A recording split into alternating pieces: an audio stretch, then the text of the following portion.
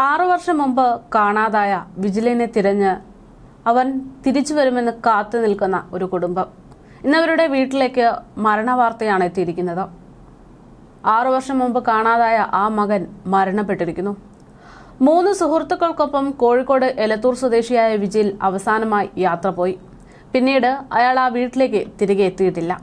മകനെ കാണാതായി ഒരാഴ്ച കഴിഞ്ഞ് കുടുംബം മിസ്സിംഗ് കേസ് ഫയൽ ചെയ്തെങ്കിലും യാതൊരു ഫലവും ഉണ്ടായിരുന്നില്ല.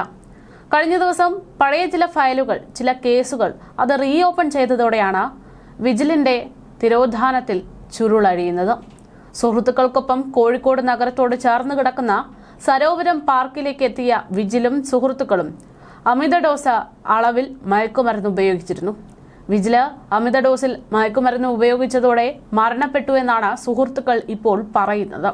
സുഹൃത്ത് മരിച്ചു എന്ന് മനസ്സിലായതോടെ സുഹൃത്തുക്കൾ അവിടെ നിന്ന് ചതുപ്പിലേക്ക് അവനെ താഴ്ത്തി ഇരുത്തി രക്ഷപ്പെടുകയായിരുന്നു. മരണം സംഭവിച്ച വാർത്തകളിൽ വരുമോ എന്ന് നോക്കിയിരുന്നു. വാർത്തകളിലും പോലീസ് സ്റ്റേഷനിലും ഇത്തരമൊരു സംഭവം റിപ്പോർട്ട് ചെയ്യപ്പെട്ടതായി ഒന്നും തന്നെ ഉണ്ടായിരുന്നില്ല. അങ്ങനെ 2-3 ദിവസം നിരീക്ഷിച്ചതിന് ശേഷം ഒരു മാറ്റവും സംഭവിച്ചിട്ടില്ല എന്ന് ഉറപ്പുവരുത്തിയ സുഹൃത്തുക്കൾ അവൻ മരിച്ചു കിടന്ന അതേ സ്ഥലത്തേക്ക് തിരികെ വരികയായിരുന്നു. എല്ലും തോലുമായി ജീർണിച്ച് അഴുകിയ നിലയിൽ ശവശരീരം. അവിടെ വിജിലിനെ അവർ കണ്ടത് അപ്രകാരമായിരുന്നു. മറുത്തൊന്നും ചിന്തിക്കാതെ അപ്പോൾ തന്നെ അവർ ആ മൃതദേഹം അവിടെ ഒരു കുഴി കുഴിച്ചിട്ട് മണ്ണിട്ട് മൂടി. മാസങ്ങൾക്ക് ശേഷം അതേ സ്ഥലത്തേക്ക് ഈ 3 സുഹൃത്തുക്കളും വീണ്ടും എത്തുന്നു. വിജിലിനെ കുഴിച്ചിട്ട സ്ഥലം മാന്തി അസ്ഥികൂടം പുറത്തെടുക്കുന്നു. തെളിവ് കിട്ടാതിരിക്കാൻ അല്ലെങ്കിൽ തെളിവ് നശിപ്പിക്കാൻ എന്നോണം അവർ ആ വിജിലിന്റെ അസ്ഥികൂടം അത് കടലിലേക്ക് ഒഴുകുന്നു. മകൻ നഷ്ടപ്പെട്ട ആ അച്ഛനും അമ്മയ്ക്കുമൊപ്പം വിജിലിന്റെ സുഹൃത്തുക്കൾ എപ്പോഴും വരാറുണ്ട്.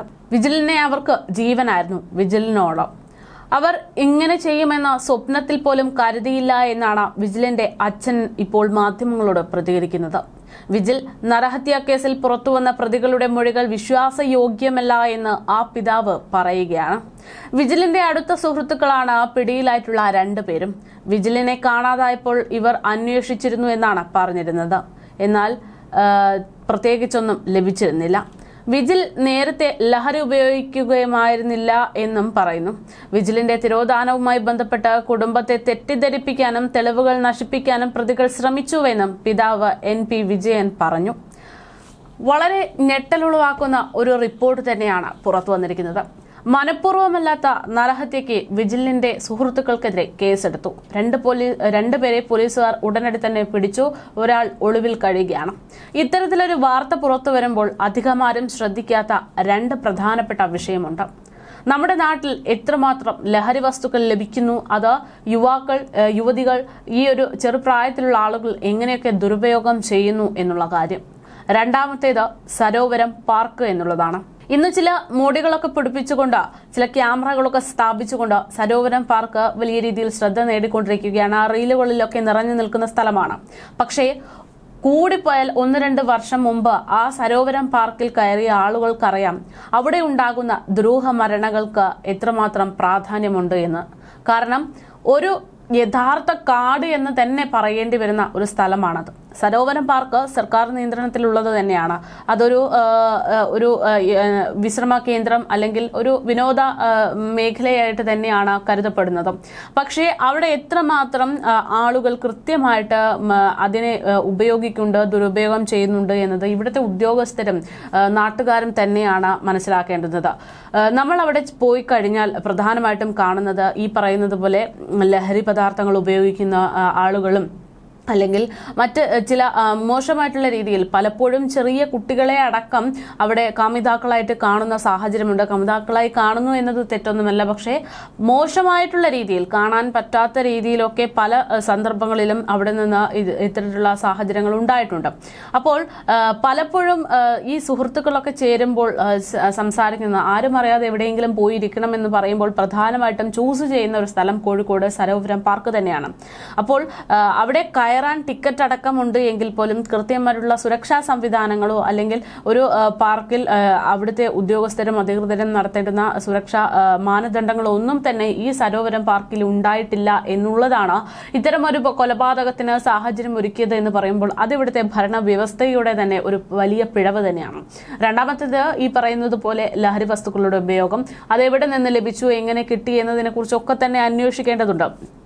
പോലീസിനെ സംബന്ധിച്ച് ആ സമയത്ത് ഇയാളെ കാണാതായ സമയത്ത് കൃത്യമായിട്ടൊന്ന് അന്വേഷിച്ചിരുന്നെങ്കിൽ ഈ പറയുന്ന സരോവരം പാർക്ക് എന്ന് പറയുന്നത് കോഴിക്കോട് നഗരത്തിന്റെ ഹൃദയഭാഗത്താണ് എന്ന് തന്നെ പറയാം. അപ്പോൾ കോഴിക്കോട് പ്രദേശത്ത് നിന്നാണ് ഈ യുവാവിനെ കാണാതായതെന്ന് പരാതി നൽകുമ്പോൾ ഒരുപക്ഷെ അന്വേഷിച്ചിരുന്നുവെങ്കിൽ കൃത്യമായിട്ട് അപ്പോൾ തന്നെ തെളിയിക്കാൻ പറ്റുന്ന ഒരു കേസായിരുന്നു ഇത്. പക്ഷേ കാര്യമായിട്ടുള്ള ഇടപെടൽ നടന്നിട്ടില്ല എന്ന് തന്നെയാണ് ഇപ്പോൾ ഇത്രയും വർഷം കൊലയാളികൾ ഒന്നും അറിയാത്തതുപോലെ നടന്നു.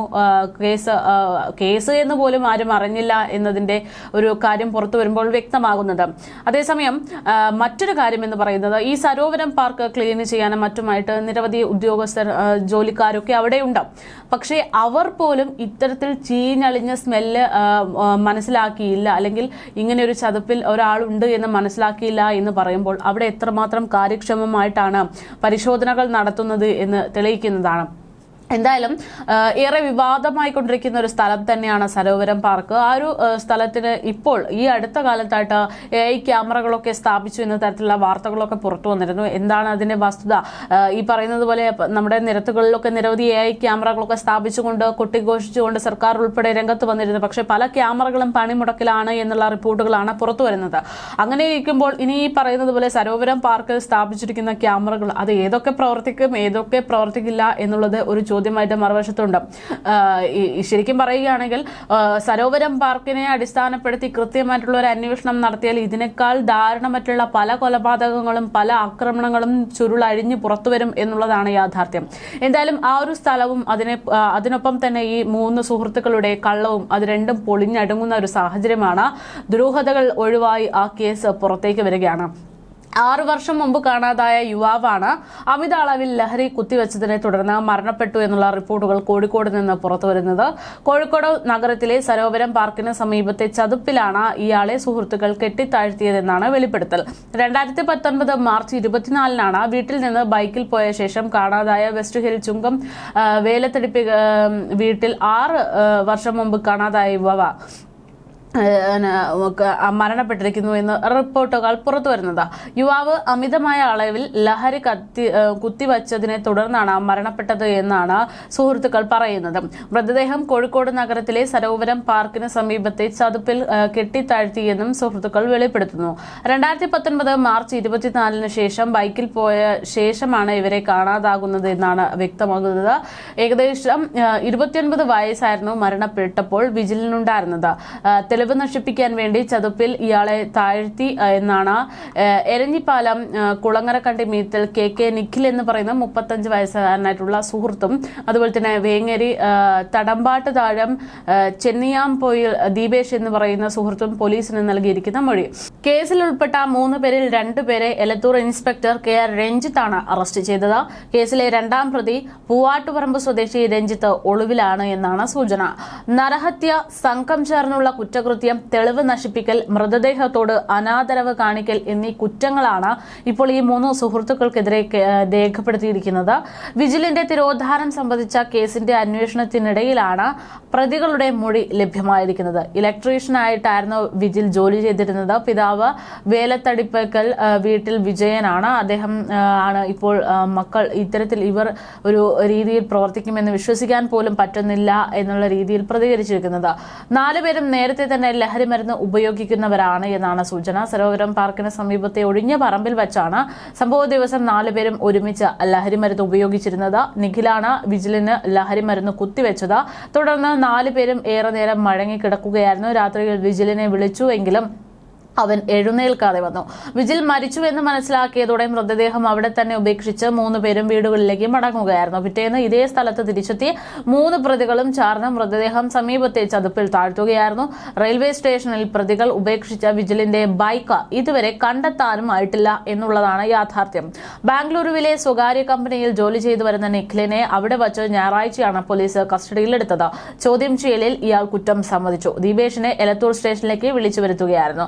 ദീപേഷും കുറ്റം സമ്മതിച്ചതായാണ് റിപ്പോർട്ട്. കൊയിലാണ്ടി 1ാം ക്ലാസ് മജിസ്ട്രേറ്റ് കോടതിയാണ് പ്രതികളെ റിമാൻഡ് ചെയ്യുന്നത്. പ്രതികളെ കസ്റ്റഡിയിൽ ലഭിച്ചാൽ സരോവരം ബയോ പാർക്കിന് സമീപത്തെ ചതുപ്പിലെത്തിച്ച് തെളിവെടുപ്പ് നടത്താനാണ് തീരുമാനം. എന്തായാലും ഏറെ ഞെട്ടലുളവാക്കുന്ന ഒരു കേസ് 6 വർഷങ്ങൾക്ക് ശേഷം പുറത്ത് വന്നിരിക്കുകയാണ്.